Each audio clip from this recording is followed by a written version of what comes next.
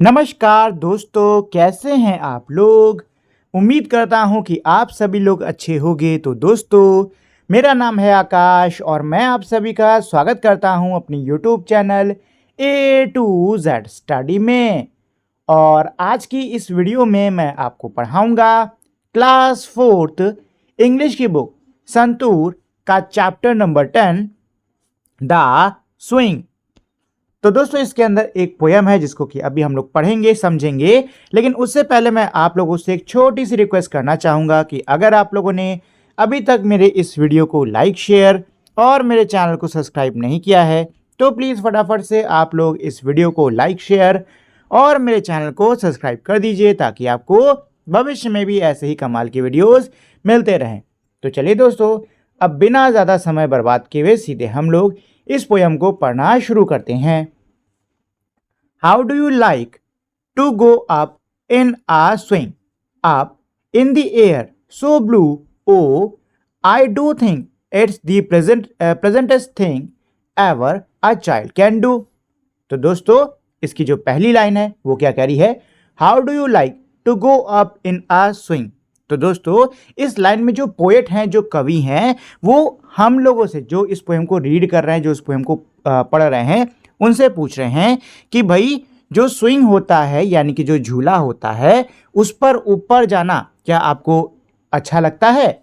Up in the air so blue, ऊपर। तो poet जो हैं वो अब ये बता रहे हैं कि जब हम ऊपर जाते हैं झूले पर, वो बैठकर ऊपर की ओर जाते हैं तो हमको कैसा दिखता है। ठीक है दोस्तों, तो हम लोग को क्या दिखता है, हम लोग खूब ऊंचे होते हैं और हम लोग को नीला आसमान दिखता है, मानो कि आप उस आसमान को एकदम बस हाथ बढ़ा के छू ही सकते हो। Oh I do think it's the pleasantest things. अब इसमें पोएट क्या कह रहे हैं, पोएट ये कह रहे हैं कि भाई किसी भी बच्चे के लिए ये सबसे ज़्यादा प्लेजेंटेस्ट यानी कि ये सबसे ज़्यादा अच्छी और मनोरंजक, मतलब खूब मन को हरने वाली खूब बढ़िया चीज़ हो सकती है। Up in the air and over the wall till I can see so wide rivers and trees and cattle and all over the countryside।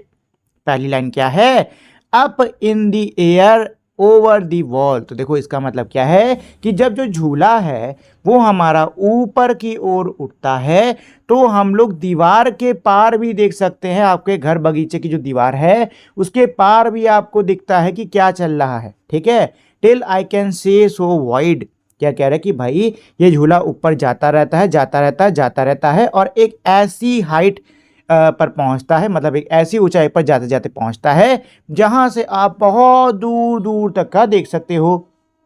Reverse and trees and cattle and all. तो आप जब देखोगे उतनी ऊंचाई से तो आपको क्या दिखाई देगा, आपको नदियां दिखाई देंगी, पेड़ दिखाई देंगे, मवेशी यानी कि जानवर दिखाई देंगे जो कि चल रहे होंगे, खूब सारी चीज़ें आपको दिखाई देंगी। ओवर दी कंट्री साइड, मतलब कंट्री साइड में जो भी अलग अलग व्यूज़ हैं, जो भी अलग अलग चीज़ें हैं, वो सब आपको दिखाई देंगी। आपको बहुत सारी चीज़ें देखने को मिलेंगी।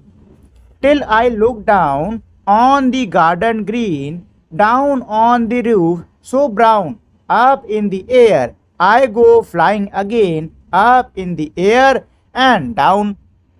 तो इसकी पहली line, till I look down on the garden green, इसका मतलब क्या है, इसका मतलब यही कह रहा है कि भाई जब जो झूला है जब वो आपका नीचे आएगा तो पोएट क्या कह रहे हैं कि भाई वो नीचे का जो गार्डन है ना उसको देखेंगे। ठीक है, down on the roof so brown, साथ ही में जो रूफ टॉप यानी घरों की जो छतें हैं जो कि ब्राउन दिख रही हैं उसको ये देख रहे हैं।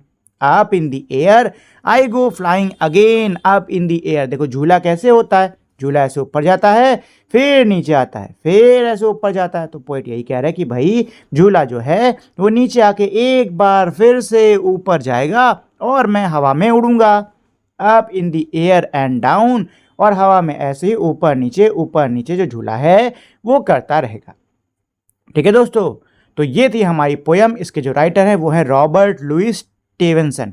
ठीक है, चलिए एक बार मैं शॉर्ट में ये जो पूरी पोयम थी इसको आपको समझा देता हूँ फिर से, और उसके बाद में हम लोग क्वेश्चन आंसर्स कर लेंगे। ठीक है, तो देखो सबसे पहले पोयम के स्टार्टिंग में जो पोएट हैं, जो कवि हैं, वो हम लोगों से पूछ रहे हैं, वो यानी कि रीडर से पूछ रहे हैं कि आपको स्विंग पर यानी कि झूले पर बैठना कैसा लगता है। अच्छा ही लगता होगा। जब आप ऊपर जाते हो आसमान में तो आपको नीला नीला आसमान दिखता है, ऐसा लगता है कि मानो खूब ऊपर आ गए हो, बस आप उसको छू ही सकते हो। ठीक है। और किसी भी बच्चे के लिए, दुनिया में किसी भी बच्चे के लिए ये एक बहुत ही प्रेजेंटस, ये एक बहुत ही अच्छी चीज़ होती है। Up in the air and over the wall, आप हवा में हो तो हवा में जब आप ऊपर जाते हो तो आप ओवर द वॉल यानी दीवार के पार देख सकते हो। ठीक है, मतलब ओवर द वॉल, ऊपर उठते रहते हो और आप दीवार के पार देख सकते हो। और एक टाइम पे ऐसी हाइट आती है जब आपको खूब दूर दूर का दिखाई देता है, आपको नदियाँ दिखाई देती हैं, आपको पेड़ दिखाई देते हैं, मवेशी दिखाई देते हैं, आपको बहुत सारी चीज़ें दिखाई देती हैं, अलग अलग व्यू दिखाई देते हैं। Till I look down on the garden green, और जब ये नीचे देखते हैं गार्डन ग्रीन यानी कि नीचे जब देखते हैं तो इनको बगीचा, हरा बगीचा नज़र आता है। इसके अलावा जो घर हैं जिनकी जो छतें हैं वो ब्राउन ब्राउन हैं वो नज़र आती हैं। और फिर ये झूले के साथ में नीचे आते हैं और एक बार फिर से झूला जो है वो फिर से क्या जाता है, ऊपर जाता है और ऐसे ऊपर नीचे लगा रहता है। ठीक है दोस्तों, चलिए तो अब आते हैं सीधे इसके क्वेश्चन आंसर पर। तो लेट अस थिंक का क्वेश्चन नंबर 1 क्या है, what does the poet see when the swing goes over the wall. क्या कह रहे हैं कि भाई पोएट को क्या दिखाई देता है जब इनका जो झूला है वो ओवर द वॉल, इन दीवार के ऊपर जाता है। तो पोएट को तब क्या दिख रहा था दोस्तों, तो पोएट को तब नदियाँ, पेड़, मवेशी, ठीक है, और कंट्री साइड के अलग अलग व्यूज़ दिख रहे, हाँ वही व्यूज़ दिख रहे थे। ठीक है ना, तो यहाँ पे आप ये लिख सकते हो, the poet sees river, tree, cattle and countryside when the swing goes over the wall. ठीक है दोस्तों, चलिए सेकंड क्वेश्चन पर आते हैं। तो सेकंड क्वेश्चन क्या कह रहा है, does the poet enjoy swings, which line tell us that, जो पोएट हैं क्या उनको स्विंग्स यानी कि उनको झूले बहुत ही अच्छे लगते हैं। कौन सी लाइन है जो कि हमें इसके बारे में बता रही है। ठीक है, तो भाई कविता से पढ़कर हम सीधे से समझ पा रहे हैं कि जो पोएट हैं इनको झूला बहुत अच्छा लगता है। ठीक है ना, इनको झूला बहुत अच्छा लगता है। और जो स्टार्टिंग की लाइन नहीं थी, oh I do think it's the pleasantest thing ever a child can do. ठीक है, तो ये लाइन इसको दर्शाती है। ठीक है ना दोस्तों, तो यहाँ पे ये इसका आंसर हो जाएगा। चलिए अब क्वेश्चन 3 पर चलते हैं। क्वेश्चन 3 क्या कह रहा है, up in the air so blue, why do you think the poet says the air is blue. तो यहाँ पे लाइन है up in the air so blue, तो इसमें आप क्वेश्चन पूछ रहे हैं कि क्या लगता है आपको जो पोएट है वो एयर को यानी कि हवा को ब्लू क्यों कह रहे हैं। तो देखो जो पोएट है ना वो हवा को ब्लू, देखो नीला आसमान होता है कि नहीं होता है, होता है ना, तो आसमान ऊंचाई दर्शाने के लिए उसका इस्तेमाल करा जाता है। तो एक तरीके से वो एयर को ब्लू बोल रहे हैं, मतलब एक तरीके से ये कह रहे हैं कि वो आसमान में खूब ऊपर आ गए हैं। ठीक है ना, आसमान में मानो वो खूब ज़्यादा क्या आ गए हों, ऊपर आ गए हैं, और इतना ऊपर आ गए कि अब इनको जो आसमान है वो एकदम ब्राइट नीला दिखाई दे रहा है। ठीक है, जिससे कि इनको क्या लग रहा है कि जो एयर है वो क्या है, ब्लू हो गई है। ठीक है, चलिए आगे बढ़ते हैं दोस्तों, थिंक एंड डिस्कस। फर्स्ट क्या है, have you ever seen a swing, क्या आपने कभी झूला देखा है। Where have you seen it, what was it made of, आपने कहाँ देखा और किसका बना था। तो दोस्तों देखो मैंने झूला देखा है, वो रस्सियों का और बीच में लकड़ी का पटरा था उसका बना है। इसके अलावा आप अपने घर के आसपास के पार्क में जाओगे तो आपको मेटल के झूले देखने को मिलेंगे। ठीक है, What would you like to see when you are up in the air on the swing, जब आप झूले पर बैठ के जब आप ऊपर जाते हो तो आप तब क्या देखना चाहोगे। तो भाई कुछ भी, जो भी आपकी इच्छा हो, पेड़, पक्षी, जो कुछ भी आप देखना चाहो उसके बारे में यहाँ पे आप बता सकते हो। ठीक है, let us learn stringing together, Jeevan waited for the bus, Jeevan waited for the bus all morning, Jeevan waited for the bus all morning in the rain, Jeevan waited for the bus all morning in the rain because his scooter was in the garage being repaired. Frame a set of sentence as shown in the example. क्या करें दोस्तों, जैसे कि example में दिया हुआ है वैसे आपको एक सेंटेंस को बनाना होगा। Make sure that each sentence is longer than the previous one. और आपको ये सुनिश्चित करना है कि जो मतलब जो भी सेंटेंस लाइन में आ रहे हैं वो पहले वाले से क्या हो, बड़े हों। ठीक है, और आपको कैसे ऐसी सेंटेंस बनाए, जैसे कि यहाँ पे सेंटेंस क्या था, यहाँ पे सेंटेंस था कि जीवन ने इंतज़ार करा। सेकंड सेंटेंस का मतलब क्या है कि जीवन ने इंतज़ार करा बस का। फिर तीसरा सेंटेंस क्या है, जीवन ने इंतज़ार करा बस का, वो पूरी सवेरे करता रहा। फिर अगला सेंटेंस क्या है, जीवन ने इंतज़ार करा बस का सवेरे बारिश में। फिर अगला सेंटेंस क्या है कि जीवन ने इंतज़ार करा बस का पूरा सवेरे बारिश में, क्योंकि उसका जो स्कूटर है वो गराज के अंदर बन रहा था। ठीक है, तो आपको ऐसे ही एक सेंटेंस यहाँ पे बनाना होगा। ठीक है ना, तो यहाँ पे आप देखो कोई भी सेंटेंस बना सकते हो। ठीक है, आपकी इच्छा, कोई भी सेंटेंस पिक कर लो, छोटे से स्टार्ट करना, जैसे जीवन वाला है ना वैसे ही चाहो तो आप बना सकते हो। ठीक है ना, वैसे ही बना सकते हो, स्टार्ट ऐसे ही कर लो। मान लो जीवन की जगह आपने अमन ले लिया, तो यहाँ पे लिख देना अमन वेटेड, फिर है अमन वेटेड फॉर, बस की जगह पे कोई और व्हीकल लिख सकते हो या फिर किसी पर्सन का नाम लिख सकते हो। ठीक है, ऐसे ही यहाँ पे लिख सकते हो कि अमन वेटेड फॉर दी, यहाँ पे सेम चीज़, किसी और व्हीकल का नाम या पर्सन का नाम। और यहाँ पे अगर वो शाम को मिलने के लिए बुला रहे तो यहाँ पे इवनिंग लिख सकते हो। ठीक है, और अगले सेंटेंस में यहाँ पे रेन की जगह पे आप चाहो तो वेदर को मेंशन कर सकते हो कि भाई अमन ने वेट करा किसी व्यक्ति का, किसी व्हीकल का, वो पूरे शाम करता रहा ठंडी के मौसम में। ठीक है, विंटर यहाँ पे लिख देना, इन द विंटर। ठीक है, अब यहाँ पे लिख दो ऐसे कि जो अमन है उसने बस किसी और व्हीकल या किसी व्यक्ति का इंतज़ार करा, पूरी शाम को करता रहा ठंडी के मौसम में, क्योंकि उसने वादा किया था, मतलब क्योंकि उसके दोस्त ने, या दोस्त ही लिख लो, क्योंकि उसके दोस्त ने वादा किया था कि वो वहाँ पर आएगा। ठीक है, तो इस तरीके से आप इसको लिख सकते हो। ठीक है, ये मैं बस आपको एग्जाम्पल दे रहा हूँ, आप चाहो तो खुद से भी कुछ और लिख सकते हो, जरूरी नहीं जो मैं कह रहा हूँ वही लिखो। ठीक है, कुछ भी आप लिख सकते हो। चलिए दोस्तों, let us listen, read the following sentence. क्या कह रहे हैं, सेंटेंस को पढ़िए। I swim on a swing. क्या कह रहे हैं, I swing on a swing, मतलब क्या है कि मैंने झूला पे झूला झूला। ठीक है, the first swing is an action word. क्या कह रहे हैं, जो पहला स्विंग है ये मेरा एक्शन वर्ड है। It means move forward and backward. इसका मतलब क्या होता है, झूला झूलना यानी कि आगे पीछे आना। The second swing refers to an object. जो दूसरा स्विंग है वो मेरा एक ऑब्जेक्ट को रेफर कर रहा है। ठीक है, ऑब्जेक्ट मतलब कि झूला। There are many words that can be use both as verb and noun, you are already familiar with such word. क्या कह रहे हैं कि ऐसे कई सारे शब्द होते हैं जिनका इस्तेमाल हम लोग वर्ब और नाउन दोनों के रूप में कर सकते हैं, और आप ऑलरेडी ऐसे शब्दों से क्या हो, परिचित हो। Now read the following sentences. अब आपको इन सेंटेंसेस को पढ़ना होगा। Circle the verb and underline the noun. आपको इसमें क्या करना है, जो वर्ब है उसको सर्कल करना है और जो नाउन है उसको अंडरलाइन करना है। One has been done for you, आपके लिए ऑलरेडी कर दिया गया है। तो यहाँ पे क्या है, the dance began in an hour. तो यहाँ पे दोस्तों जो डांस है ये मेरा क्या है, नाउन है। ठीक है, यहाँ पे जो वर्ड है डांस, इसका नाम इसका इस्तेमाल यहाँ पे नाम की तरीके से हो रहा है। My friends and I dance when we are happy. जब हम खुश होते हैं तो मैं और मेरा दोस्त नाचते हैं। अब यहाँ पे जो डांस वर्ड है इसका इस्तेमाल वर्ब यानी कि काम की तरीके से हो रहा है। ठीक है, यहाँ पे नाम की तरीके से, यहाँ पे काम की तरीके से। ठीक है, चलो अब आपको क्या करना है, अब आपको इनमें इसी को पहचानना होगा। ठीक है दोस्तों, चलो भाई पहचानना शुरू करते हैं। तो सबसे पहले देखो इसमें क्या है, सबसे पहले है वर्ड प्ले। ठीक है, वर्ड जो है प्ले, इसका यूज करना है। I like to play kho kho, और दूसरा है we are going to watch a play tomorrow. तो पहला क्या है, I like to play kho kho, मुझे खो खो खेलना पसंद है। तो दोस्तों यहाँ पे ये जो प्ले है ये वर्ब है। ठीक है, एक सेकंड, वर्ब को सर्कल करना था, क्या करना था एक बार देख लूँ। अच्छा, वर्ब को सर्कल करना, ठीक है। तो यहाँ पे ये जो प्ले है इसको आप सर्कल करोगे क्योंकि ये वर्ब है। ठीक है, we are going to watch a play tomorrow, हम लोग कल प्ले यानी कि नाटक देखने जा रहे हैं। ठीक है, तो यहाँ पे जो प्ले है इसमें अंडरलाइन कर दो क्योंकि इसका इस्तेमाल यहाँ पे नाउन की तरीके से हो रहा है। ठीक है, सी इसमें क्या है, वर्ड आंसर। तो आंसर का हमें देखना कि वो कब वर्ब है कब नाउन है। क्या इसमें पहला, can you answer the questions, दूसरा है आई नो द आंसर। तो पहले क्या कह रहा है, can you answer the question, क्या तुम सवालों के जवाब दे सकते हो। तो यहाँ पे दोस्तों जो आंसर है इसका इस्तेमाल वर्ब की तरीके से हो रहा है। ठीक है, आई नो दी आंसर, मुझे जवाब पता है। तो अब यहाँ पे जो शब्द है जवाब यानी आंसर, इसका इस्तेमाल हो रहा है कैसे, नाउन की तरीके से। ठीक है दोस्तों, नेक्स्ट वर्ड है fly. There is a fly on the wall, क्या है कि भाई दीवार पर मक्खी है। तो यहाँ पे मक्खी क्या हो गया दोस्तों, मक्खी नाम हो गया। तो नाउन के नीचे लाइन खींचनी है। My friend flies kite on 15 अगस्त, मेरा दोस्त 15 अगस्त को पतंग उड़ाता है। तो यहाँ पे पतंग उड़ाना क्या हो गया, काम हो गया। ठीक है ना, तो ये इसका वर्ब हो गया। ठीक है दोस्तों, अगला वर्ड है waves. The waves did not let us finish our sand castle, जो वेव्स हैं, जो लहरें हैं, उन्होंने हमारे सैंड कासल को यानी हमारे रेत के किले को खत्म होने नहीं दिया, मतलब पूरा होने नहीं दिया।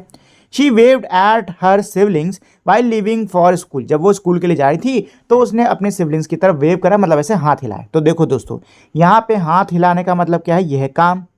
ठीक है, और यहाँ पे ये लहरें क्या है, ये है नाम। ठीक है, तो यहाँ पर ये आपका वर्ब है और ये वाला आपका क्या हो गया, नाउन हो गया। ठीक है दोस्तों, चलिए let us speak read aloud the following tongue twister. तो अब दोस्तों यहाँ पे टंग ट्विस्टर दिए हुए हैं, इनको आपको जोर से पढ़ना होगा। How much wood a wood chuck chuck if a wood chuck could chuck wood.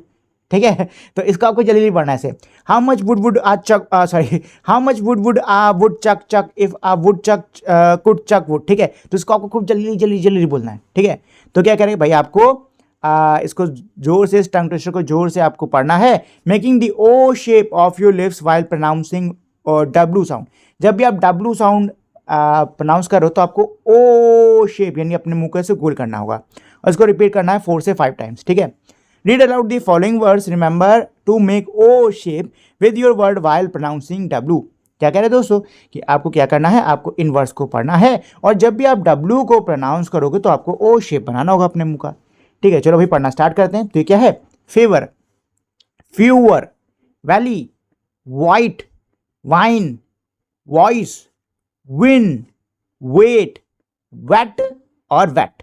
ठीक है, चलो तो आगे बढ़ते हैं। Let us listen. तो क्या है, your teacher will read out the poem again. अब आपके टीचर जो है वो एक बार फिर से पोएम को पढ़ेंगे। Listen carefully and make a list of word that rhyme. आपको क्या करना होगा, ध्यान से सुनना होगा और ऐसे शब्दों की सूची बनानी होगी जो कि राइम करे, मतलब एक दूसरे से मिले, जैसे कि स्विंग का थिंग। ठीक है ना, ऐसे। You may add 2 more words two of your choice as well. आप अपने पसंद के 2 और वर्ड्स को इसमें ऐड कर सकते हो। ठीक है, तो चलो दोस्तों इसके लिए हम लोग एक बार फिर से चलते हैं पोएम के ऊपर। ठीक है, और यहाँ पे राइमिंग वर्ड को चुनते हैं। तो दोस्तों देखो, पहला राइमिंग वर्ड इसमें क्या है, स्विंग थिंग। ठीक है, और आपका हो जाएगा यहाँ पे वॉल ऑल। ठीक है, ऐसे ही गार्डन, रुको ब्राउन डाउन, ये भी तो है ब्राउन डाउन। गार्डन से मिलता जुलता कुछ नहीं क्या यहाँ पे, गार्डन अगेन, नहीं अगेन गार्डन तो एकदम अलग है। ठीक है, अच्छा यहाँ पे वो कंट्री साइड वाइड, ये भी राइमिंग है थोड़ा सा।